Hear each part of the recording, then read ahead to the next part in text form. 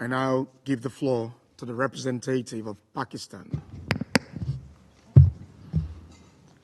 Thank you, Mr. President. I extend my gratitude to Sierra Leone for convening this important and timely discussion. We extend a warm welcome to His Excellency Dr. Julius Maada Bio, President of Sierra Leone, a country with which Pakistan enjoys close and fraternal relations. We also thank the Secretary General and other speakers for their insightful interventions today. Pakistan aligns itself with the statement delivered by Italy on behalf of the Uniting for Consensus group. In the IGN, Pakistan has presented the perspective of the Organization of the Islamic Cooperation, the OIC, and I wish to share this perspective with the Council today, as well as to express Pakistan's views regarding Security Council reform. Mr. President, the UN Security Council structure reflects the 1945 power realities. Most African and most Arab and OIC countries, like the majority of the UN membership, were still under colonial rule at that time. Pakistan achieved independence in 1947 through the exercise of the right to self-determination.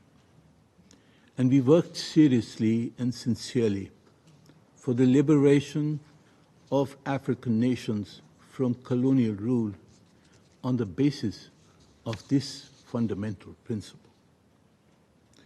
We acknowledge the historic injustice against Africa, its occupation, its oppression, its exploitation. And we also recognize the injustice of the structure of the Security Council, as well as other international institutions, including the financial institutions. The Arab and OIC countries, Mr. President, several of which are also African countries, also suffered this historic injustice. We need to find ways to rectify this historic injustice. The decision embedded in the UN Charter to name 5 states as permanent members of the Security Council, whatever its logic and rationale at the time, was contrary to the Charter's own principle of sovereign equality of states. As we have witnessed in recent months, the existence of the veto-wielding permanent members is a principal reason for the Council's frequent inability to take effective collective actions for the maintenance of international peace and security. The problem, Mr. President, cannot be the solution. More vetoes will multiply the prospects of paralysis in the Council. It is for this reason that Pakistan has opposed the addition of new permanent members on the Security Council. The demand of the 4 individual states for permanent membership for themselves is designed to promote their own narrow national interests. This would further intensify the injustice of the present unequal structure of the Security Council and further erode the principle of sovereign equality. At the same time, like the UFC, Pakistan agrees that Africa's demand set out in the Ezulwini Consensus for equitable representation of the region of Africa is critically different from the demand of 4 states for permanent membership for themselves. The demands of Africa for regional seats are designed to rectify injustice not to exacerbate injustice. Thus, we have agreed to the consideration of Africa's demands as a special case.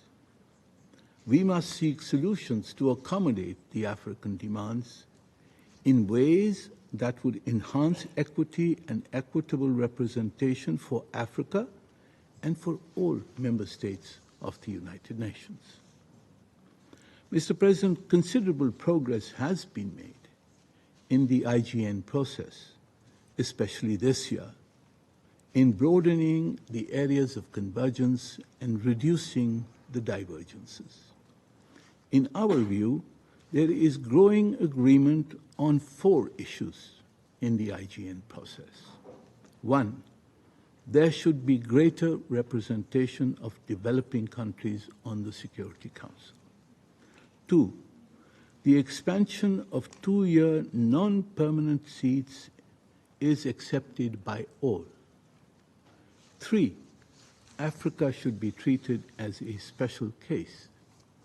And 4, all regional and cross-regional groups must be equitably represented to ensure, and I quote, equitable geographical representation. This is the objective indicated in the title of the item on Security Council reform. Mr. President, the regional approach to Security Council reform has been espoused by Africa, by the UFC, by the Arab Group, and the OIC, as well as several other states. The states of Africa, the Arab and Muslim world, were all subjected, in greater or lesser degree, to the historic injustice of the 1945 structures of the Security Council and other international organizations, including the international financial organizations. The Arab Group has declared repeatedly that the Arab countries must be equitably represented in any category of membership created in the reform of the Security Council. The OIC, most recently at the summit in Banjul, and I quote, reaffirmed its decision that any reform proposal which neglects the adequate representation of the Islamic Ummah in any category of membership in an extended Security Council will not be acceptable to the Islamic world, unquote.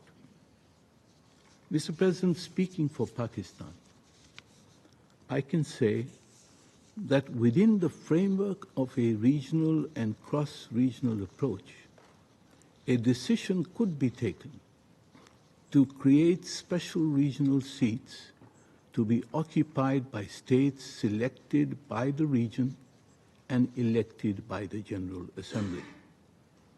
The regional framework could also indicate, 1, the period for which the designated states could serve on these special seats, 2, whether representation on these seats would be rotated among all or some of the states from that region. Moreover, consideration could be given to the representation of these special seats by regional organizations such as the African Union, the European Union, the Arab League, and the OIC. Such details could be worked on and agreed through consultations and compromise within the IGN process. Mr. President, the Common African Position also says that either the veto power of the existing 5 permanent members should be abolished, and if not, the African permanent seats should be given the same veto rights. This is an understandable position.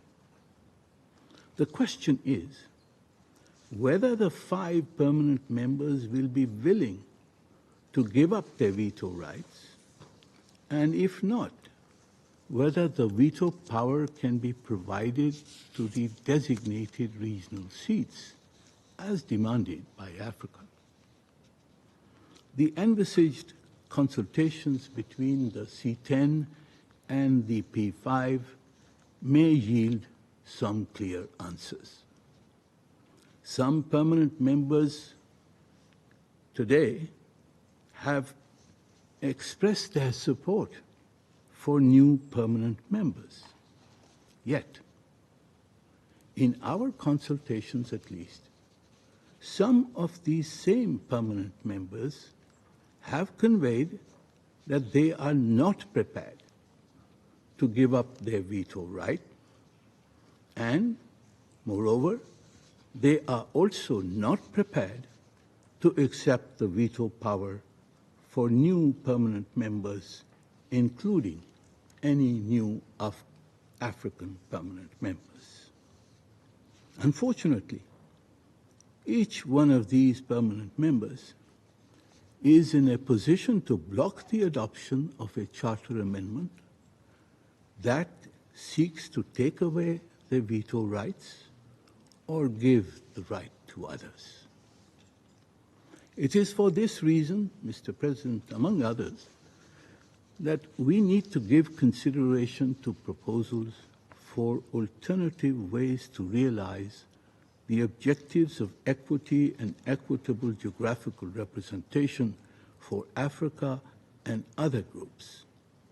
We believe that this is possible within the regional approach to Security Council reform. The UFC has proposed the concept of longer-term and re-electable seats within each region. If Africa and other regions and cross-regions were to contemplate some form of rotation of representation against their special or permanent seats, this objective could be achieved through the concept of longer-term and/or re-electable seats. The states occupying these longer-term or re-electable seats could be selected or designated by the region or cross-region itself. Of course, Mr. President, if the veto right of the existing permanent members cannot be abolished, equity demands that it must be severely constrained. Apart from Liechtenstein's veto initiative, which Pakistan supports, various other proposals have been advanced to restrict the use of the veto. There is considerable support for the proposition that the 5 permanent members should be persuaded to offer commitments not to use the veto in the case of genocide, war crimes, and crimes against humanity. Such a commitment would be essential in the circumstances we face today in the Middle East. Mr. President, there are other ways of balancing the influence of the 5 permanent members. Most importantly, we should ensure that the Council's expansion ensures that the representation of developing countries is significantly enhanced in proportion to their numbers in the UN membership, and that they enjoy a majority in an expanded Council as they do in the General Assembly. A majority in the Council would enhance the influence of developing countries and the Council's elected members. Thus, expansion should be large enough. The UFC has proposed a Council of 27 members to ensure that developing countries have a majority in the Council. The objective of equitable geographical representation may also dictate a concomitant reduction in the size of an overrepresented region. Africa has called for African solutions for African problems. We support the AU's lead role in African peacekeeping operations as set out in Security Council Resolution 2719. Council reform could also provide a requirement for the concurrence of all or a majority of regional states for the adoption of decisions relating to that region. Mr. President, Pakistan is confident that we can evolve an agreed model for Security Council reform and accommodate Africa as a special case by adopting the regional approach. This will require a spirit of flexibility and compromise from all sides. The adoption of the text proposed by the IGN co-chairs for the Pact of the Future and for a rollover decision will advance the prospects of progress towards an agreed outcome on Security Council reform. Attempts to open this issue outside the IGN will prove to be counterproductive. These proposals from the co-chairs should be adopted without further delay. I thank you, Mr. President. I thank the